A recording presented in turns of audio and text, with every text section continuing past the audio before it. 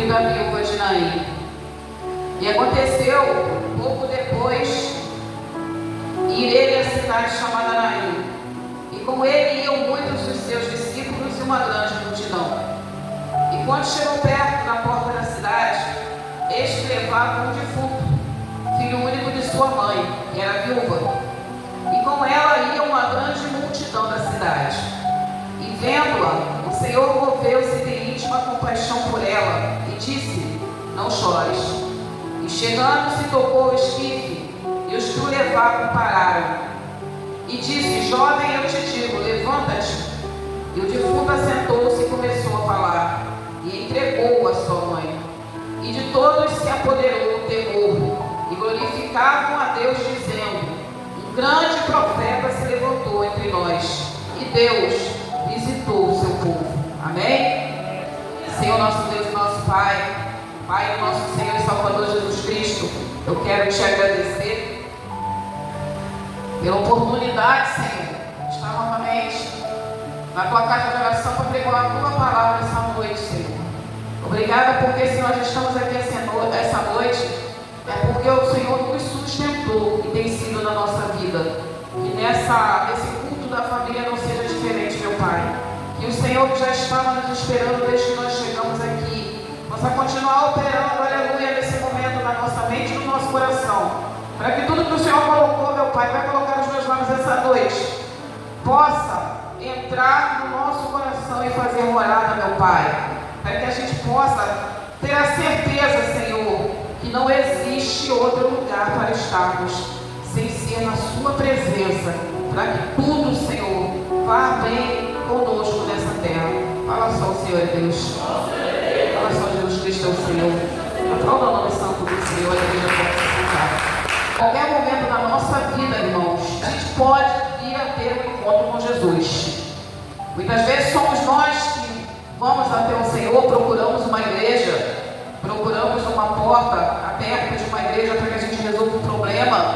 E muitas vezes essa solução de Jesus, essa solução do milagre através da fé, através do Evangelho, ela pode vir ao nosso encontro, sem a gente estar nem esperando. Como acontece muitas vezes, as pessoas estarem até nos hospitais, estarem nos presídios, ou estarem passando por uma situação difícil, e essa pessoa não ser crente, não conhecer o Evangelho, não conhecer Jesus, e chegar alguém para pregar a palavra, para falar de Jesus, para falar do Evangelho, para falar de salvação, falar de milagre, e de acordo com a fé da pessoa, ou até muitas vezes, até sem a pessoa compreender direito o que significa aquela fé, ela ser surpreendida com o milagre na sua vida.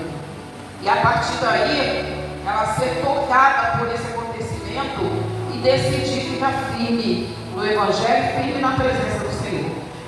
Essa passagem aqui, ela vai relatar o primeiro milagre de ressurreição que Jesus fez. Foi a primeira vez desde que ele começou o ministério dele, que ele ressuscitou o morto. E também, nós vemos na vida dessa mulher a situação de uma pessoa que já estava com algo decretado na sua vida, que já tinha recebido uma sentença, e pelo olhar dessa pessoa, o olhar dessa mulher, e pelo olhar também da multidão que estava ao redor dela, todo mundo já sabia o que ia acontecer com ela. Sabia o que tinha acontecido, mas sabia também o que ia acontecer. Muitas vezes a gente vai estar nessa situação de passar por um momento de aflição, chorar por causa daquele momento, mas também já estar se preparando para a consequência daquele momento. Porque tem coisas, irmãos, que não vêm sozinhas, tem coisas que acontecem e depois a gente não vai enfrentar as consequências do que aconteceu. A gente chora, a gente se entristece pelo que aconteceu, mas a gente também já está se preparando para enfrentar o que vem depois. E muitas vezes não são coisas boas, são coisas ruins que vêm atrelado. Como a gente está repreendido em nome de Jesus, como a gente costumava falar aí fora, desgraça nunca vem sozinha. Muitas vezes a gente falava isso, a desgraça nunca vem sozinha. Se acontecia um problema, daqui a pouco viu um monte de coisa acontecendo por causa daquele problema que aconteceu. Mas hoje na nossa vida isso já caiu por terra em nome de Jesus. Ainda que aconteçam algumas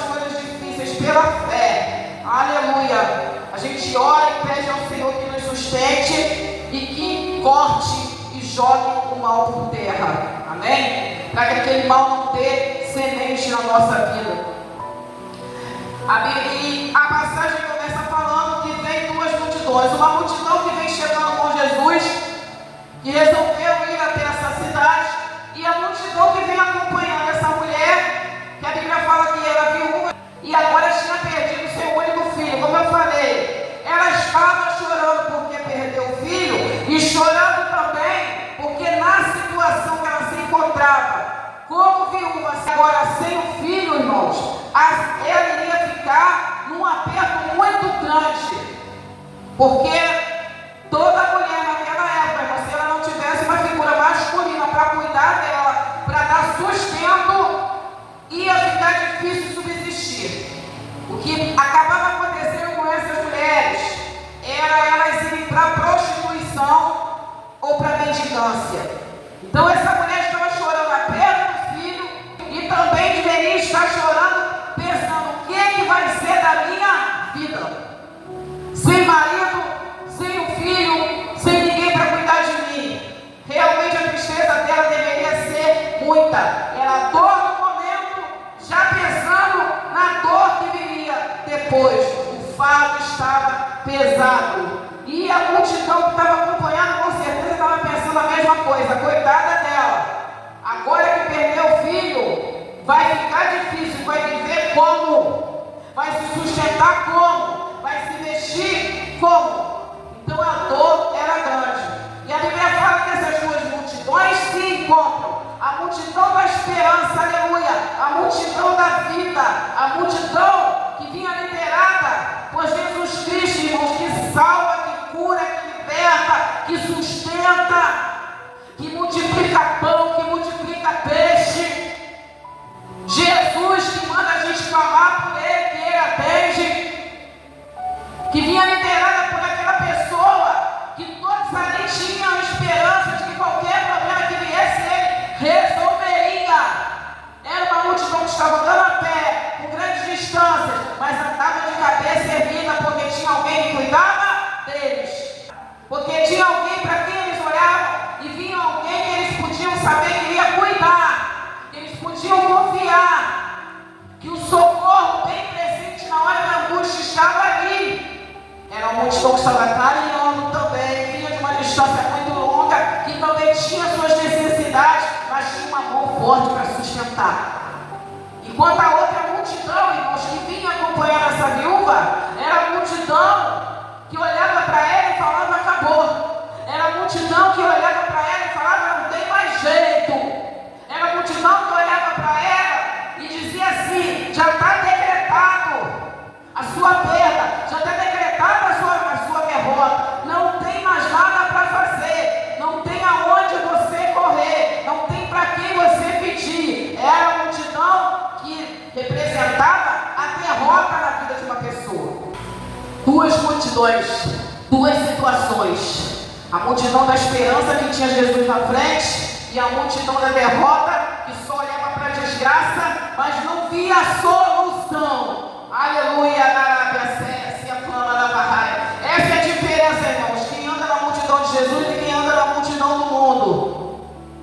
Na multidão de Jesus a gente pode saber que tem esperança. Na multidão de Jesus a gente pode saber que tem milagre. Na multidão de Jesus a gente sabe que a gente vai passar aflição. Mas a gente sabe também, aleluia, que a gente tem que ter bom ânimo que Jesus resolve. E na multidão do mundo, muitas vezes a gente olha, mas não vê esperança de nada. Na multidão do mundo só tem pessoas falando assim: desiste porque não tem mais jeito. Morreu, acabou. Agora você vai ter que pedir esmola. Agora então você vai ter que se prostituir. Já está decretado. O decreto veio, acabou. Aleluia. Mas na multidão de Jesus não, ele fala assim: eu jogo o decreto por terra. Eu mudo o decreto. Eu mudo história. Eu faço de você um vaso novo. As pessoas podem apontar e falar: não tem mais jeito. Mas se você abrir o coração, aleluia, para mim, eu falo: tem jeito sim. Eu dou jeito assim, te diz o Senhor. Essas duas multidões se encontram. E a Bíblia fala que Jesus, quando olha para aquela mulher, ele se remove de íntima, ele porque a tristeza dela era dobrada, irmãos. O coração dela estava doendo por causa da perda do filho, doendo também, porque ela sabia qual ia ser o destino dela. E naquela multidão, aleluia, que ela estava, irmãos, ela não via solução, não. O decreto, o martelo tinha sido batido e ela não conseguia olhar para um caminho. Ela só conseguia olhar para o destino que estava esperando por ela. A dor dela foi tão grande que quando Jesus olhou para ela, o coração dele também se condoeu. Aleluia. Sabe o que é capaz de mover, irmão, o coração do Senhor? A Bíblia fala que o coração quebrantado, o Senhor não resiste. Geralmente, irmãos, quando a gente quebranta o coração, a gente chora. É muito difícil a gente dobrar o joelho, aleluia. Nosso coração quebrantar, a gente não começar a chorar. Quando a gente realmente se envolve numa oração na madrugada, irmãos, as lágrimas elas vêm, porque naquele momento ali somos nós e o Senhor. E todas as vezes, irmãos, que acontecer isso com a gente tem que glorificar a Deus, irmãos. É sinal que a gente conseguiu quebrantar o coração. Porque as coisas dessa vida, irmãos, endurecem muitas vezes o nosso coração. As batalhas e as guerras dessa vida muitas vezes endurecem o nosso coração. Mas na presença do Senhor, irmãos, Ele quer que a gente lute para jogar essa dureza por terra. Porque só assim Ele pode, muitas vezes, conseguir que a gente enxergue algo que na nossa dureza de coração a gente não está conseguindo enxergar. Mas no quebrantamento, aleluia, do Senhor, Ele nos faz ver coisas novas. Aleluia. E quando Jesus, Ele sempre se move de íntima compaixão por aquela mulher, irmãos, Ele vai em direção ao esquife, aonde o morto está, aonde aquela multidão está carregando. E a Bíblia fala que Ele toca no esquife. Outra coisa que nós vemos em relação a Jesus, nós sabemos, irmãos, que era proibido aos judeus, e Jesus era judeu, tocar em morto, tocar em caixão, tocar em esquife. Por quê? Porque o judeu, aleluia, ele fazia isso, se tornava imundo. Então nós vemos Jesus, irmãos, jogando decretos por terra, jogando leis por terra, jogando palavra de homem por terra, jogando escrito de homem por terra, jogando, irmãos, decisões dos homens por terra. Aleluia. Mas, pastora, quem mandou Moisés escrever na lei dele que ficava imundo quem tocava em esquife, quem tocava em caixão? Foi Deus. Aleluia, foi. Mas a partir do momento que Deus enviou seu Filho ao mundo, nós passamos, o povo de Israel estava passando por um novo concerto. O velho concerto, a lei de Moisés, naquele momento já tinha caído por terra, porque Jesus estava na terra. Ainda que os judeus não aceitassem, Deus estava na terra. Era um novo tempo, um novo concerto. Não era mais a lei de Moisés, era o poder de Jesus Cristo. Então Jesus Cristo não está ligado a passado, aleluia. Jesus Cristo não está ligado a coisa lá de trás. Jesus Cristo não está ligado a decretos que jogaram sobre a nossa vida lá atrás. Jesus Cristo não está ligado às amarras que nos seguravam, a grilhões que nos seguravam lá atrás. Jesus Cristo está ligado a coisas novas que Ele mesmo coloca na nossa vida.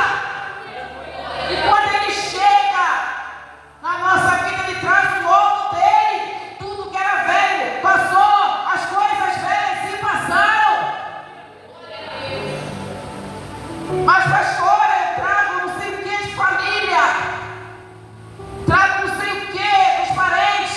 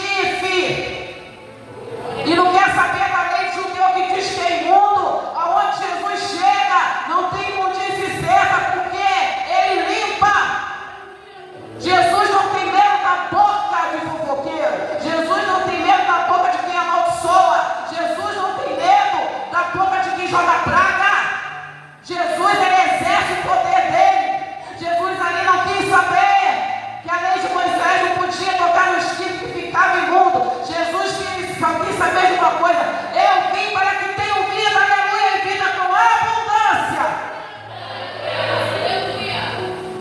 Jesus não perguntou, não falou nada: olha, eu vou tocar no espírito aqui porque eu sou Jesus. Não, ele chegou lá e fala: moço, eu te falo, levanta, acorda.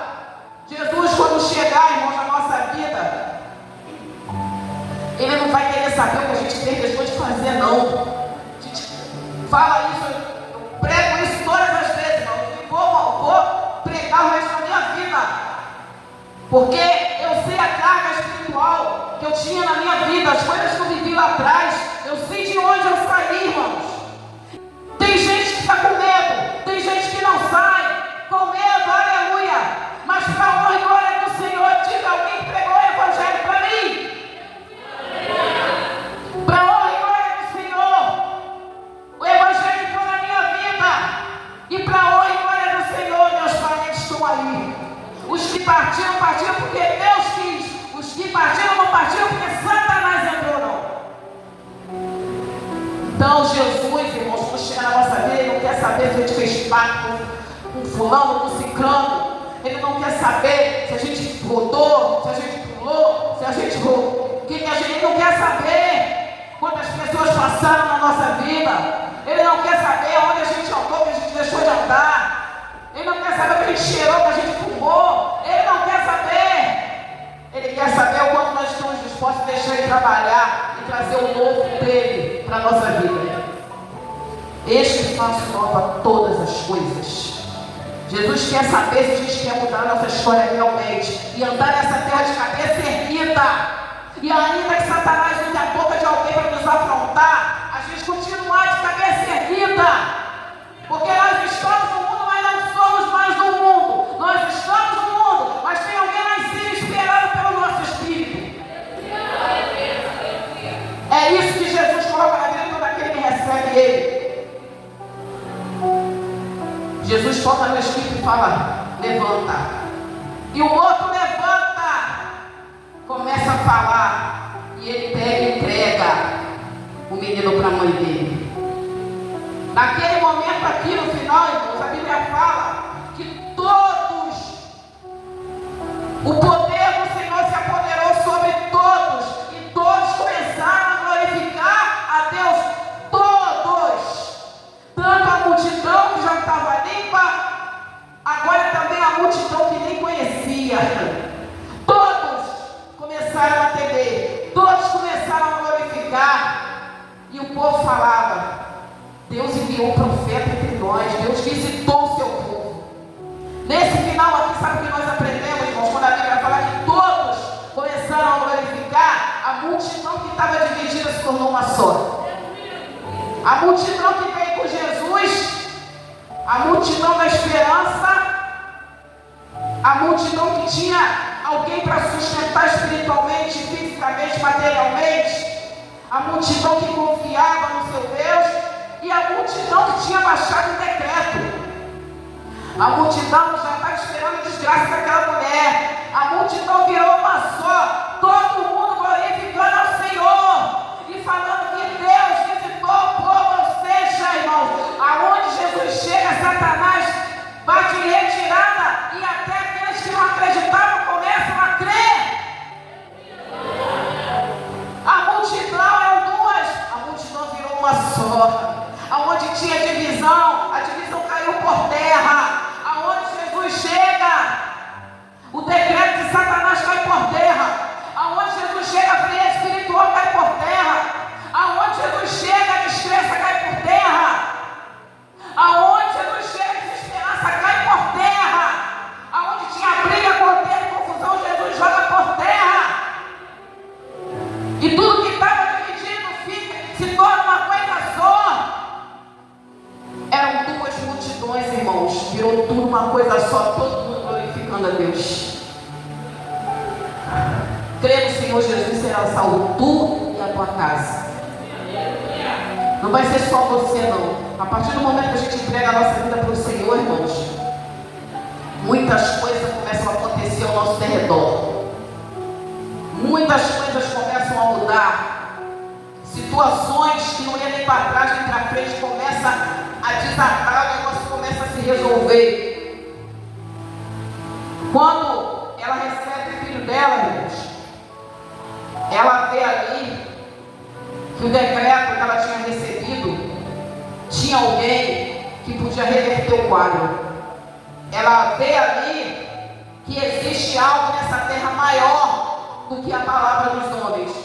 Existe algo nessa terra maior do que a influência de Satanás, que se diz príncipe desse mundo, que mata, rouba, destrói, joga as pessoas na droga, joga as pessoas na prostituição, arranja contenda e divisão nas famílias, arranja problema para as pessoas se afastarem da igreja, coloca coisas na mente da pessoa para que as pessoas achem que não precisa de Jesus, não precisa estar na igreja. Irmãos, ai desse mundo se não fosse a presença do Senhor, ai desse mundo se não fosse a igreja. Quando a gente para e olha para as coisas que acontecem nesse mundo, irmãos, se a gente for um crente consciente, a gente fala assim: muito obrigada porque eu estou na tua presença, muito obrigada porque eu tenho a quem clamar, muito obrigada porque eu tenho a quem buscar, muito obrigada porque eu tenho, Senhor, um socorro bem presente na hora da minha angústia, porque muitos aí fora não têm, irmãos. Muito obrigada porque o meu Jesus fala que ainda que eu passe aflições, o meu Jesus fala que no mundo eu vou ter tribulações, mas o meu Jesus dará a minha sua redenada, o meu Jesus fala: levanta a cabeça que eu sou contigo, eu te ajudo e te sustento com a destra da minha justiça. Eu tenho Jesus que trouxe algo novo. Eu tenho Jesus que ainda que eu olhe e só está morto, acabou. Se eu pegar na mão dele, ele ressuscita. Aleluia. Irmãos, esse primeiro culto da família de 2025, nós sabemos que o Senhor está às portas. Nós sabemos que o mundo vai ficar cada vez mais complicado, porque a Bíblia tem que se cumprir. Então, irmãos, o que eu gostaria de passar para todos que estão aqui, e também que vocês possam passar adiante, irmãos, fiquem firmes na presença do Senhor, porque tudo que está na Bíblia vai acontecer e já está acontecendo. Já está acontecendo, irmãos, mas nós temos que lutar, nós temos que perseverar.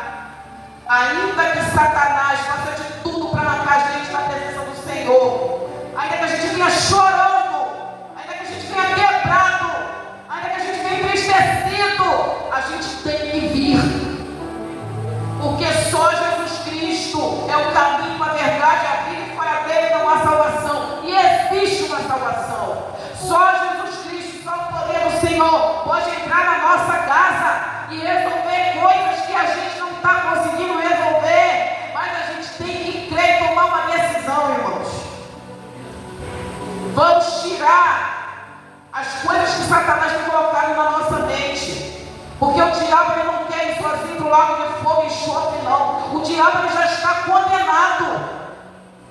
As pessoas, mas o crente só fala em demônio, o crente só fala em diabo, mas a grande vitória do diabo é muitos crentes até nem quererem saber que ele existe, nem tocar no nome dele. Se o próprio Jesus falou: no meu nome expulsarão demônios, como é que não existe demônio na terra? Jesus estava falando mentira? Se ele falou: no meu nome expulsarão demônios, como é que tem gente que fala que não existe demônio, irmãos? Que diabo não existe? Como é que é isso? Ele existe sim, irmãos. Anda ao nosso derredor, bramindo comunhão, procurando a quem possa tragar. É o dia todo dia. Tanto que a Bíblia fala: basta cada dia o seu mal. O mal está aí, irmãos, mas existe um que é maior.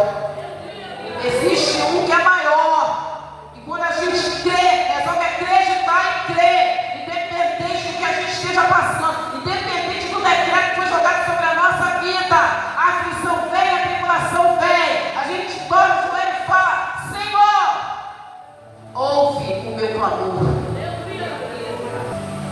Quero deixar essa noite, 2025 está aí, as coisas vão começar ficar esquisitas.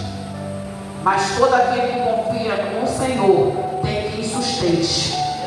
Porque na hora de tocar no esquife, Deus, Jesus não vai querer saber de ninguém. Na hora que você começar a chorar, na hora que a gente começar a quebrantar o coração, Ele vai ouvir nos céus e vai sarar a nossa terra.